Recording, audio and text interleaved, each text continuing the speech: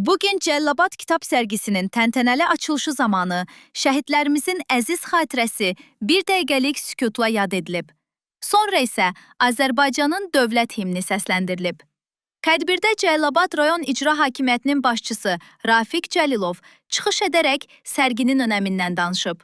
Hörmətli tədbir iştirakçıları, dəyərli ziyalılar, əziz şagirdlər, tələbələr, hörmətli qonaqlar, hamınızı səmimi qəlbdən salamlayıram.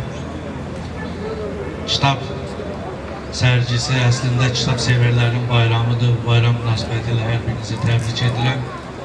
Şairlərin ürəklərindən axan əsərlər əks olunur. İnsanda həm elm olmalıdır, həm də elm olmalıdır. Mən həmişə gənclərə deyirəm ki, elmi kitablardan, dərsliklərdən əldə ediriksə, əxs ediriksə, elmi bədii ədəbiyyatdan, bədii kitablardan əxs edirik.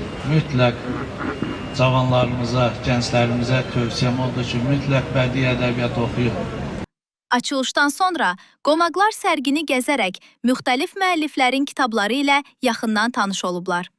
Sonda isə Cəllabad Mədəniyyət Evi işçilərinin ifasında canlı musiqi və mahnılar səsləndirilib. Bu da tədbirə xüsusi bir rəng qatıb. Yolundan iller üttü, neler gördüm, ülkemiz parçalandı, ölmez vətən.